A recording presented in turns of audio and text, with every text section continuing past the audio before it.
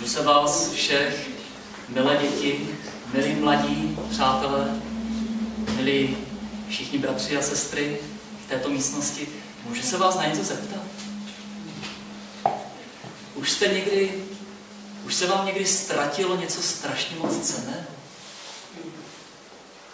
Něco, co bylo tak pro vás cenné a vy jste to ztratili? Stalo se vám to někdy? Jak jste se u toho cítili? To je hrozné, že? Jo, vzpomínáte si na něco, co jste tam měli cenného a přišli jste o to? Ten pocit. A ještě se vás zeptám trošičku jinak. Už se vám někdy ztratilo zvířátko, které jste milovali? Křeček, brouček, pavouček, kočička,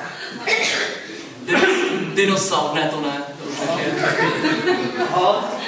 had, morče, ztratila jsi někdy morčátko?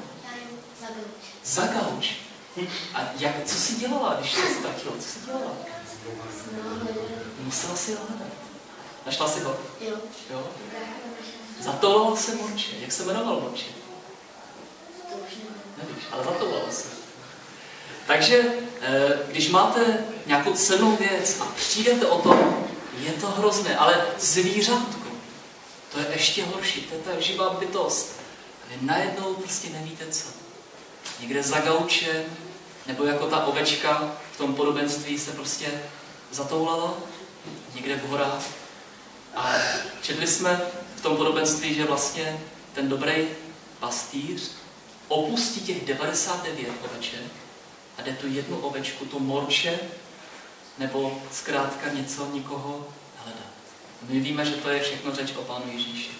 Že on nás hledá, že on hledá všechny ztracené ovečky.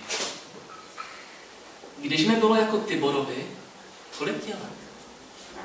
14, tak to ještě méně. Je tady někomu 12? Je tady někomu 12? Lučko, ty se nehlás, prosím. 13. Aha. 11, takže mám pocit, že mi bylo 11.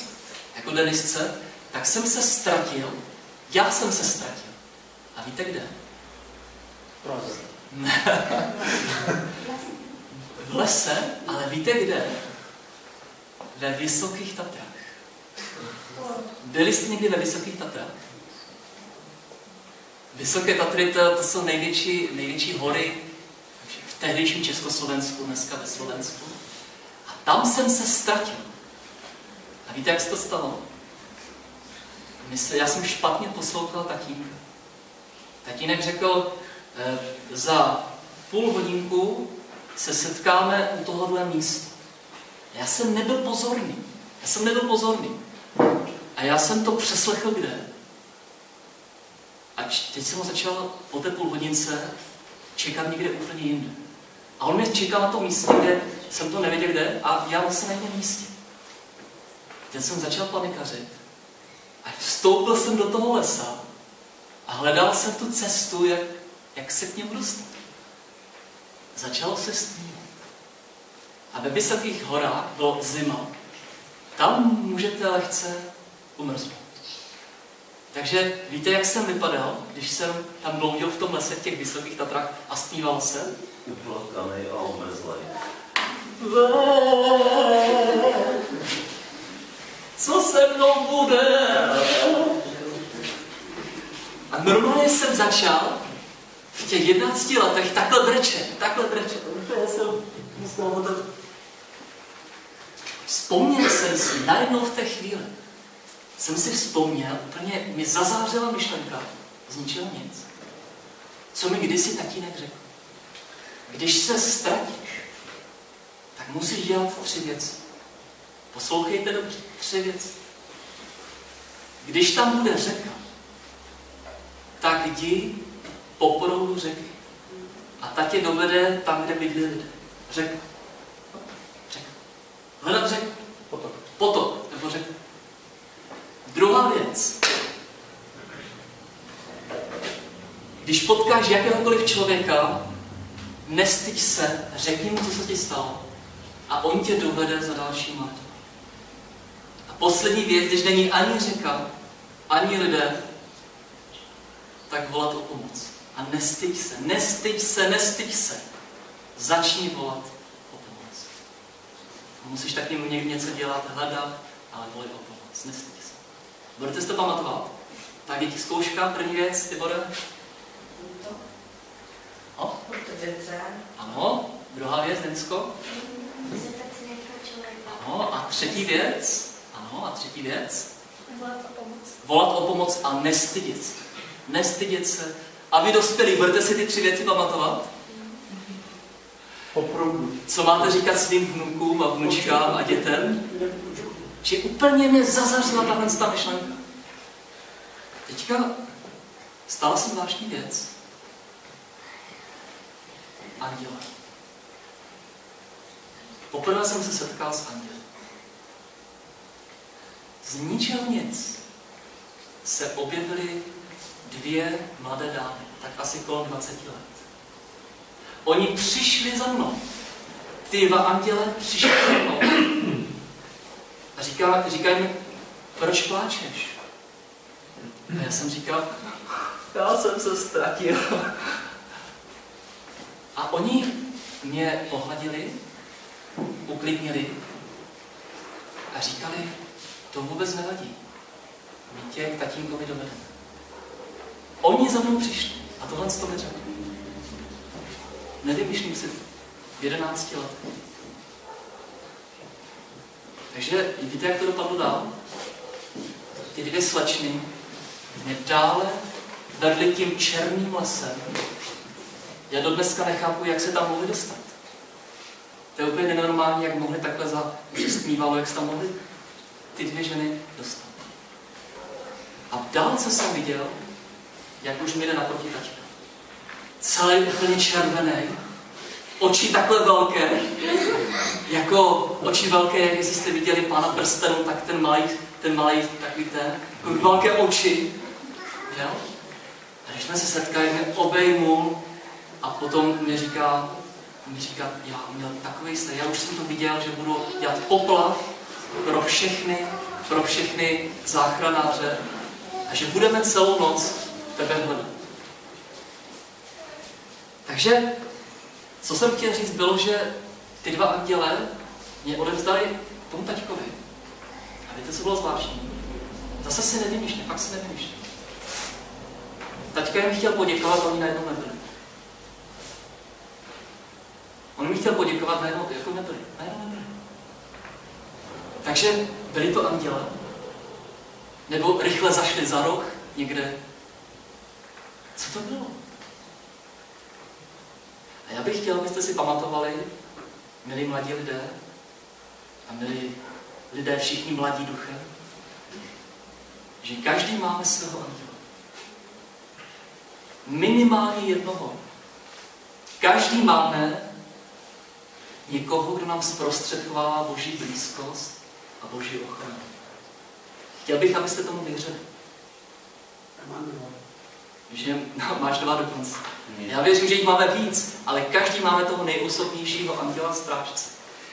A to nejdůležitější je, že máme taky jednoho anděla, který nás přivede ke Spasiteli. My ho nevidíme.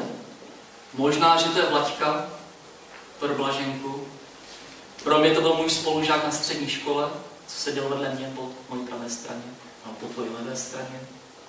Možná, že to je ten, co ti řekl poprvé, Bůh je a má tě rád, i když ho nevidíš.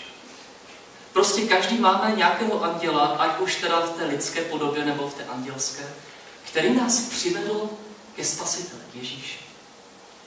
A já bych za chvíličku vás chtěl poprosit, abychom za něho poděkovali v modlitbách. Protože díky němu jsme byli nalezeni jako ta ovečka. Díky němu, dneska jsme v tom ovčinci těch oveček, a díky němu známe našeho nebeského Otce. Díky němu můžeme dneska věřit. Díky němu už se nemusíme cítit opuštění a osamocení. Souhlasíte se mnou? Máme své anděly? Přemýšlejte o tom. Já opravdu to vůbec neříkám v nadsázce. Každý máme svého anděla, strážce. Ale každý také máme svého anděla, který nás přivedl Ježíši ke spasiteli. To je naprosto biblicky správné.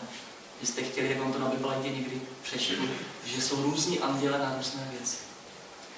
A tak vlastně to je to všecko, co jsem chtěl říct.